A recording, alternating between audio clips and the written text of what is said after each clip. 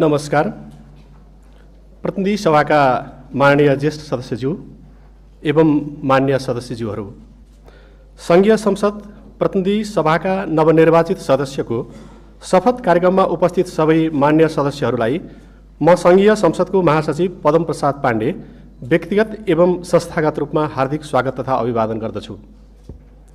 प्रतिनिधि सभाका लागि सम्वत 2082 साल फागुन 21 गते सम्पन्न भएको निर्वाचनको अन्तिम परिणाम सहितको प्रतिवेदन 2082 साल चैत 5 गते निर्वाचन आयोगले सम्माननीय राष्ट्रपति समक्ष बुझाएको बेहोरा यहाँहरू समक्ष स्मरण गराउन चाहन्छु।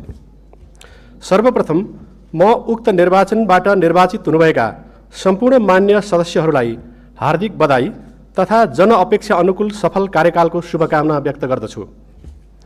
जेन्जी आन्दोलनको क्रममा अन्तर्राष्ट्रिय सम्मेलन केन्द्र नयाँ बानेश्वरमा रहेको सङ्घीय संसद भवन क्षतिग्रस्त हुन गई सभा सञ्चालन योग्य नभएको र निर्माणाधीन भवन समेत तयार नभएकोले उक्त भवन संसद सचिवालयलाई हस्तान्तरण हुन नसकेपछि सभा सञ्चालनको प्रबन्ध गर्नमा हामी निकै विलखबन्दमा पर्यौँ। विभिन्न निकाय तथा पदाधिकारीहरूसँगको पटक पटकको छलफल, पत्राचार, भेटघाट एवं दबावमूलक कार्यबाट समेत निर्माणाधीन भवनको सभाहाल संसद सचिवालयलाई हस्तान्तरण हुन सकेन। विभिन्न विकल्पहरूको खोजीपछि आज हामी उपस्थित भएको यो बहुउद्देश्यीय हललाई नै शपथ कार्यक्रम र अल्पकालीन रूपमा सभा सञ्चालनका लागि तयार गर्ने निर्णय भए अनुरूप हतारमा यो हल र हलभित्रको संरचना तयार गरिएको छ। यस विषम परिस्थितिमा हाल तयार गरिएकोले यस भवनमा थुप्रै कमी कमजोरी हुन सक्ने भएको र त्यसबाट मान्यजीहरू, दर्शक, सञ्चार माध्यम लगायतलाई पर्न गएको असुविधाप्रति संसद सचिवालयको तर्फबाट क्षमा याचना गर्दछु। नेपालको संविधानको धारा 88 मा सङ्घीय संसदको प्रत्येक सदनका सदस्यले सदन वा समितिको बैठकमा पहिलोपटक भाग लिनु अघि सङ्घीय कानुन बमोजिम शपथ लिनुपर्ने व्यवस्था गरिएको छ। त्यसैगरी प्रतिनिधि सभा सदस्य निर्वाचन ऐन 2074 को दफा 75 को उपदफा 1 मा सदस्यले प्रतिनिधि सभा वा त्यसको कुनै समितिको बैठकमा भाग लिनु अघि प्रतिनिधि सभाको अध्यक्षता गर्ने व्यक्ति समक्ष शपथ लिनुपर्ने प्रावधान छ। नेपालको संविधानको धारा 91 को उपधारा 5 मा व्यवस्था भएअनुसार सभामुख र उपसभामुखको निर्वाचन नभएको अवस्थामा प्रतिनिधि सभाको बैठकको अध्यक्षता गर्नुहुने सभाको ज्येष्ठ सदस्य माननीय अर्जुन नरसिंह केसीले सम्माननीय राष्ट्रपति समक्ष मिति 2082 चैत 11 गते शपथ लिइसक्नु भएको बेहोरा यहाँहरूको जानकारीका लागि अनुरोध गर्दछु र आज अन्य सदस्यहरूले नेपालको संविधानको धारा 88 तथा प्रतिनिधि सभा सदस्य निर्वाचन ऐन 2074 को दफा 75 को उपदफा 1 को प्रावधान बमोजिम ज्येष्ठ सदस्य समक्ष शपथ लिने कार्यक्रममा यहाँहरू उपस्थित हुनुभएको बेहोरा जानकारीका लागि अनुरोध गर्दछु। शपथका क्रममा माननीय ज्येष्ठ सदस्यले म भनेपछि मसँगै आफ्नो नामथर भन्नुहुन र अरू शब्दहरू भनेपछि मान्य सदस्यहरूले पनि सोही अनुरूप वाचन गर्नुहुन अनुरोध गर्दछु।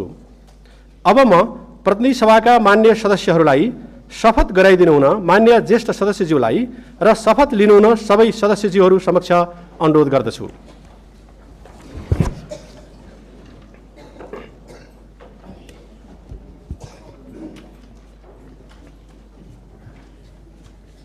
म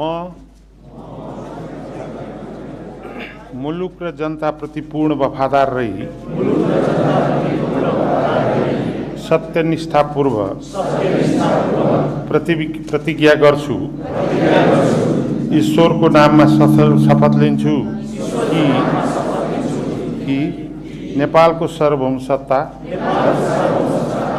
राजकीय सत्ता नेपाली जनतामा रहेको नेपालको संविधानप्रति पूर्ण वफादार रहँदै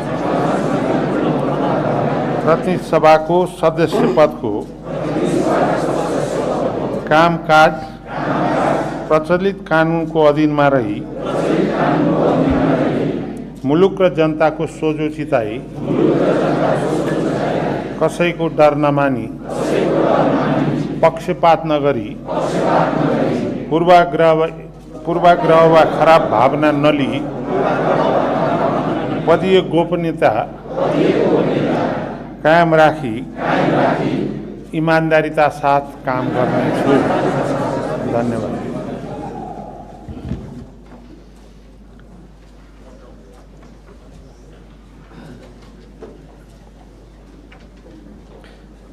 प्रतिनिधि सभाका मान्य सदस्यहरूलाई शपथ गराइदिनु भएकोमा मान्य ज्येष्ठ सदस्यज्यू र शपथ लिनुभएकोमा सबै मान्य सदस्यज्यूहरूप्रति आभार प्रकट गर्दछु। मान्य सदस्यज्यूहरूलाई शपथ पत्रमा आफ्नो नाम, थर र मिति लेखी हस्ताक्षर गरिदिनु हुन अनुरोध गर्दछु। मातृभाषामा शपथ लिनुभएका सदस्यहरूलाई मातृभाषा र नेपाली भाषाका दुवै शपथ पत्रमा आफ्नो नाम र मिति लेखी हस्ताक्षर गरिदिनु हुन अनुरोध गर्दछु। मान्य सदस्यहरूलाई आफ्नो शपथको फाइल यस कक्षको बाहिरको करिडोरमा बसेका सचिवालयका कर्मचारीहरूलाई बुझाई सङ्घीय संसदको लोगो र ब्याग त्यहीँबाट प्राप्त गर्नुहुन अनुरोध गर्दै मान्य ज्येष्ठ सदस्यज्यूको अनुमतिले यो कार्यक्रम यहीँ समाप्त भएको बेहोरा जानकारीका लागि अनुरोध गर्दछु। धन्यवाद।